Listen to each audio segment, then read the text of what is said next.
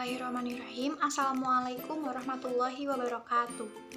Perkenalkan, saya Tiana Firawanti, NPM 182151127 dari Program Studi Pendidikan Matematika Universitas Siliwangi. Di sini saya akan mempresentasikan mengenai artikel yang telah saya buat, yaitu berjudul Kemampuan Koneksi Matematis ditinjau dari Kemandirian Belajar peserta didik. Nah, dalam pembelajaran matematika, peserta didik harus memiliki beberapa kemampuan dalam menyelesaikan persoalan matematika. Nah, dalam NCTM disebutkan bahwa terdapat 5 kemampuan dasar yang harus dimiliki oleh peserta didik, yang merupakan standar kemampuan matematika. Yang pertama ada kemampuan pemecahan masalah, penalaran, pembuktian, komunikasi, koneksi, dan representasi. Nah, dari 5 kemampuan dasar tersebut, kemampuan koneksi matematis merupakan bagian yang penting yang harus dikuasai oleh seorang peserta didik.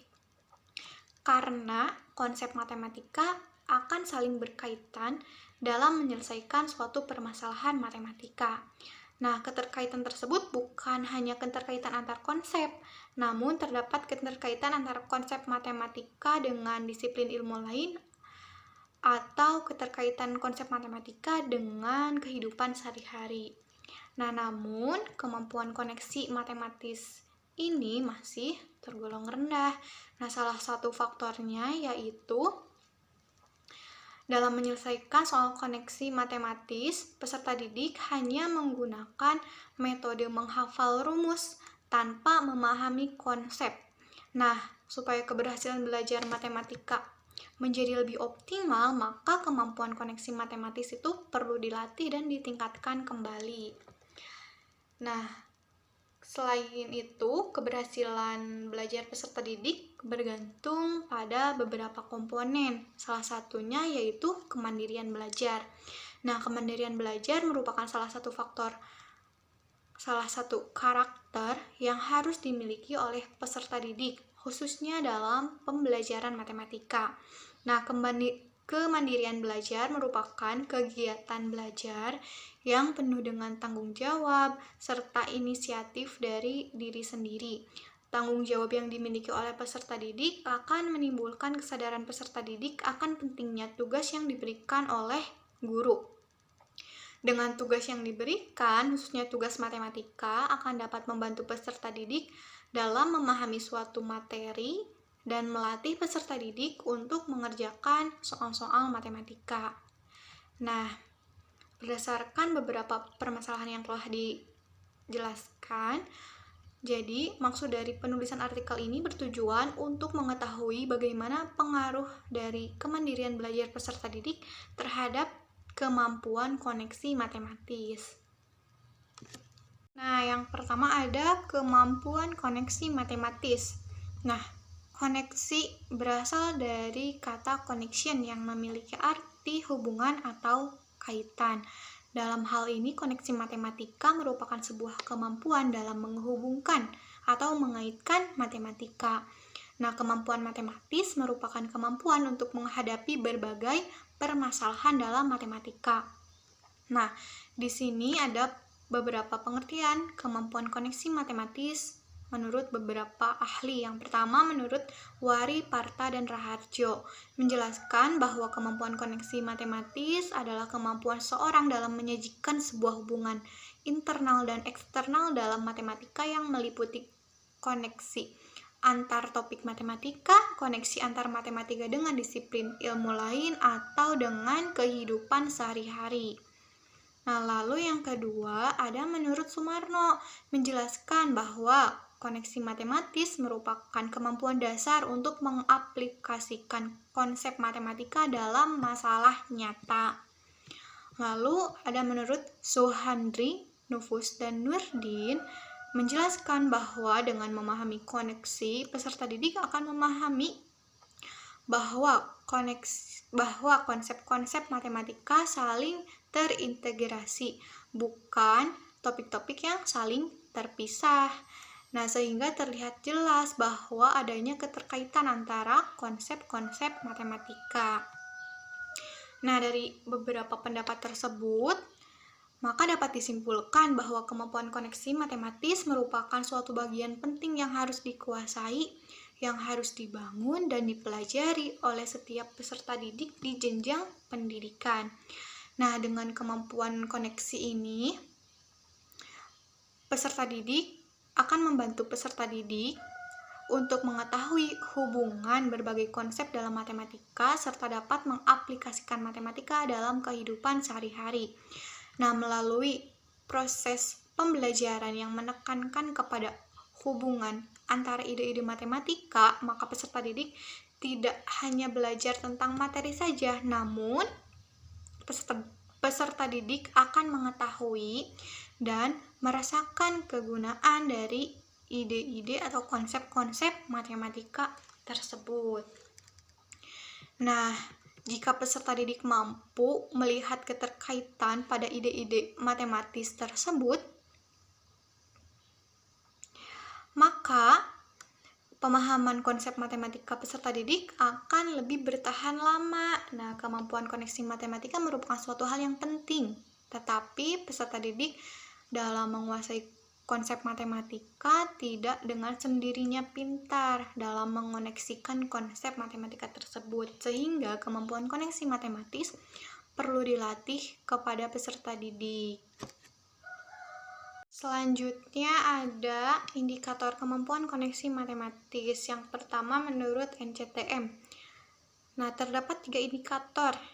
Yang pertama mencari representasi ekuivalen, konsep atau prosedur yang sama. Lalu yang kedua memahami hubungan antar topik matematika.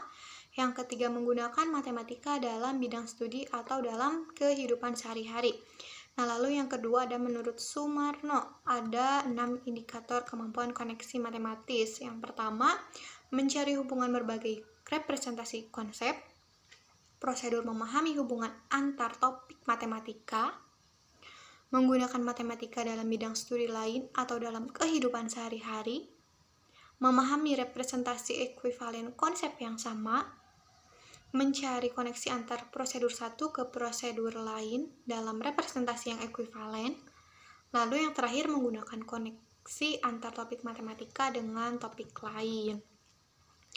Nah, dalam artikel ini indikator kemampuan koneksi matematis yang digunakan yaitu yang pertama, mencari representasi ekuivalen konsep atau prosedur yang sama. Nah, maksudnya peserta didik mampu menyatakan kembali pengetahuan yang diperoleh secara ekuivalen yang digunakan untuk menemukan solusi dari permasalahan yang dihadapi. Lalu yang kedua, memahami hubungan antar topik matematika. Nah, maksudnya peserta didik mampu mengaitkan topik matematika tertentu dengan topik matematika yang lainnya. Lalu yang ketiga, menggunakan matematika dalam bidang studi lain atau dalam kehidupan sehari-hari.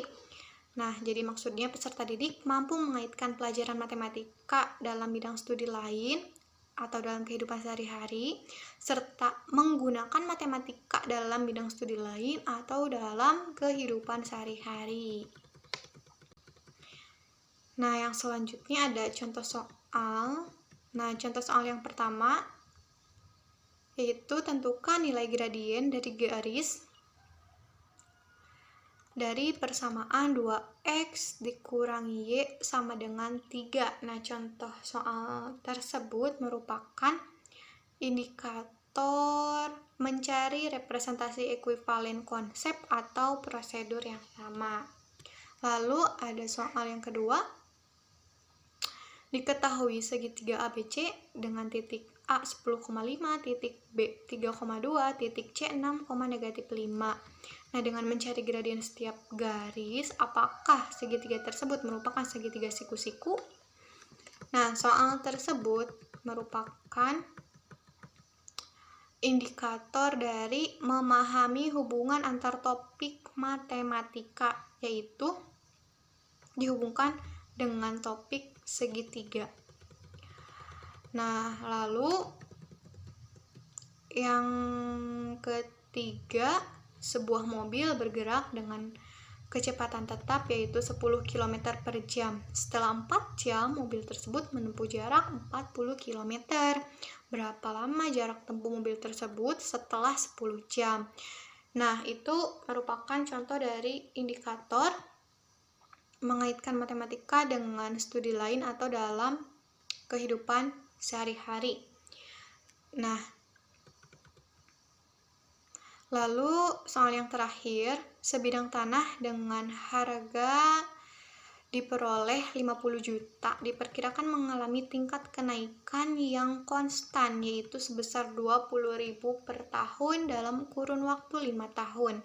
Tentukan persamaan garis harga tanah tersebut dan harga tanah setelah 5 tahun. Nah, itu juga sama merupakan indikator dari menggunakan matematika dengan bidang studi lain atau dengan kehidupan sehari-hari.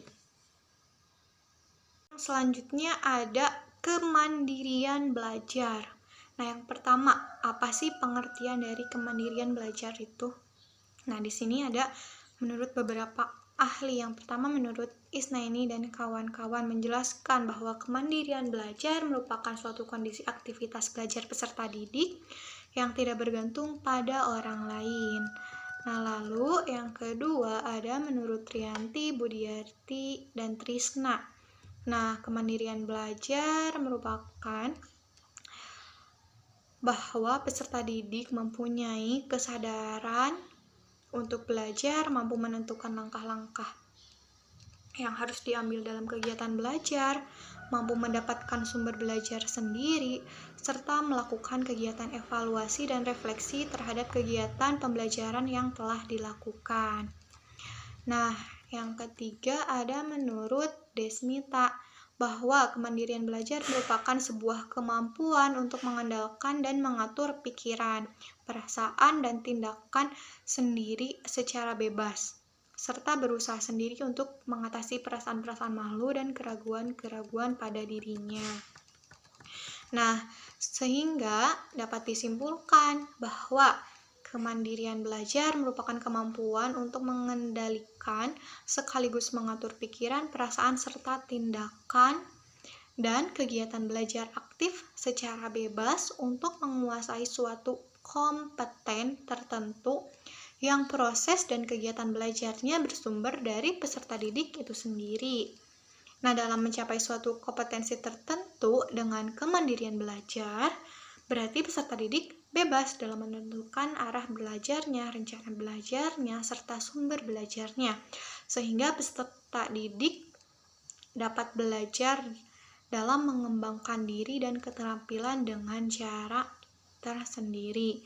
Nah, hal tersebut tentunya membutuhkan motivasi, keuletan, tanggung jawab, kemauan, serta keingintahuan agar bisa menyelesaikan suatu permasalahan yang dihadapi dengan bekal kompetensi yang dimilikinya. Nah, sehingga di sini guru bukanlah sebagai pengendali dalam proses belajar mandiri, melainkan peserta didik sendirilah yang menjadi pengendali dalam proses belajarnya. Peran guru atau pendidik dalam hal ini ialah hanya sebagai motivator serta penasehat untuk memberikan sebuah pengarahan. Nah, melalui pengarahan tersebut, peserta didik dapat menentukan tujuan, strategi, dan sumber-sumber yang digunakan dalam proses belajarnya.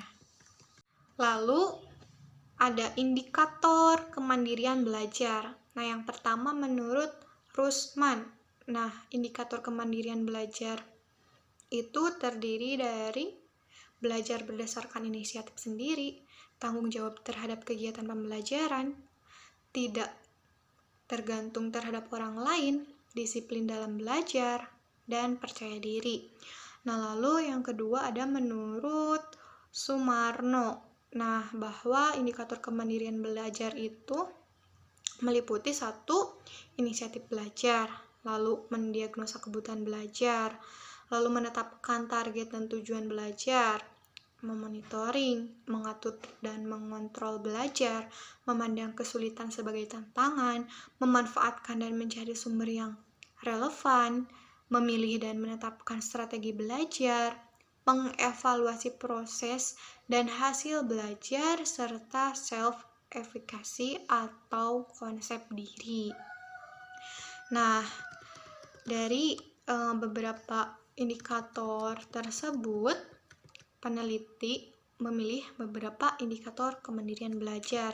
Nah, yang pertama yaitu inisiatif belajar. Nah, maksudnya peserta didik belajar atas keinginan sendiri tanpa paksaan orang lain serta mampu memanfaatkan waktu luangnya dengan baik. Nah, lalu yang kedua, mendiagnosa kebutuhan belajar. Nah, maksudnya peserta didik mampu menyiapkan materi-materi yang akan dipelajari serta menyiapkan segala peralatan yang dapat menunjang kegiatan belajarnya sebelum waktu pembelajaran dimulai. Lalu yang ketiga, menetapkan target dan tujuan belajar. Nah, maksudnya peserta didik mampu membuat sebuah rencana serta menetapkan suatu target yang akan ia capai. Nah, lalu yang keempat, memonitoring, mengatur, dan mengontrol belajar. Nah, maksudnya peserta didik mampu memonitoring apa yang terjadi pada dirinya. Dalam hal ini, peserta didik dapat mengetahui apa yang menjadi kekurangan ataupun kelebihan dirinya, sehingga peserta didik akan termotivasi untuk meningkatkan kemampuannya. Lalu yang kelima, memandang kesulitan sebagai tantangan. Nah, maksudnya peserta didik menyukai hal-hal yang baru, tidak mudah menyerah ketika mendapatkan persoalan yang menurutnya sulit, memiliki rasa ingin tahu yang tinggi, serta mempunyai kreativitas yang tinggi. Nah, lalu yang keenam, memanfaatkan dan mencari sumber yang relevan. Nah, maksudnya peserta didik mampu mencari dan memanfaatkan sumber-sumber belajar yang relevan dengan materi yang sedang dipelajari. Tidak hanya terpatok pada satu buku atau materi yang diberikan oleh pendidik saja. Lalu yang selanjutnya ada memilih dan menetapkan strategi belajar. Nah, maksudnya peserta didik dalam menyelesaikan suatu permasalahan mampu memanfaatkan pengalaman yang dimiliki. Lalu berani mengungkapkan mengenai permasalahan yang ia hadapi, lalu saling bertukar pendapat atau berdiskusi dengan peserta didik yang lainnya. Lalu yang kedelapan ada mengevaluasi proses hasil belajar. Nah, maksudnya peserta didik mampu mengevaluasi hasil belajarnya sendiri sehingga ia bisa memperbaiki hal-hal yang dirasa kurang olehnya, serta dapat menerima apapun resiko yang akan ia hadapi atas perbuatan yang telah dilakukan. Nah, yang terakhir yaitu konsep diri. Maksudnya peserta didik percaya pada kemampuan sendiri, mampu tampil di muka umum, berani bertanya saat menemukan kesulitan, serta berani mengemukakan pendapat. Nah, lalu di sini ada contoh angket dari kemandirian belajar peserta didik. Nah, yang pertama ada indikatornya inisiatif belajar. Pernyataannya, saya belajar matematika dengan keinginan sendiri, saya belajar matematika jika diingatkan orang tua, saya belajar matematika jika ada tugas atau ulangan saja. Lalu ada indikator mendiagnosa kebutuhan belajar. Pernyataannya, saya mempelajari terlebih dahulu materi matematika yang akan dipelajari, saya mempersiapkan perlengkapan belajar sebelum belajar matematika. Nah, untuk indikator yang lainnya bisa kalian lihat ya. Indikatornya seperti apa, pernyataannya juga seperti apa, silakan bisa kalian baca sendiri ya. Nah, lalu apa sih keterkaitan antara kemampuan koneksi matematik dengan kemandirian belajar? Nah, salah satu faktor yang mempengaruhi kemampuan koneksi matematis yang dimiliki oleh peserta didik adalah kemandirian belajar. Nah, Dari indikator-indikator kemandirian belajar yang telah dijelaskan sebelumnya, maka peserta didik akan menyukai hal-hal yang baru, tidak mudah menyerah ketika mendapatkan persoalan, memiliki rasa ingin tahu yang tinggi, memiliki kreativitas yang tinggi, berani mengungkapkan mengenai permasalahan yang ia hadapi, serta saling bertukar pendapat atau berdiskusi dengan peserta didik yang lainnya. Nah, sehingga dengan hal tersebut, adanya kemandirian belajar akan membantu peserta didik dalam mengembangkan kemampuan koneksi matematis. Nah, hal tersebut juga didukung oleh beberapa penelitian. Yang pertama, penelitian yang dilakukan oleh Andriani dan Nuriana. Nah, disimpulkan bahwa peserta didik yang mempunyai kemampuan koneksi matematis cukup baik cenderung mempunyai kemandirian belajar yang baik. Nah, kemudian penelitian yang kedua dilakukan oleh Andira Kasiwi. Nah, menyimpulkan bahwa peserta didik mempunyai peringkat paling atas pada skala kemandirian belajar, ada kemungkinan juga akan menempati peringkat atas pada tes kemampuan koneksi matematis, dan begitu juga sebaliknya. Nah, sehingga dari beberapa pernyataan tersebut dapat menunjukkan bahwa kemandirian belajar dapat mempengaruhi kemampuan koneksi matematis peserta didik. Nah, sekian presentasi yang dapat saya paparkan. Mohon maaf apabila banyak kesalahan. Wassalamualaikum warahmatullahi wabarakatuh.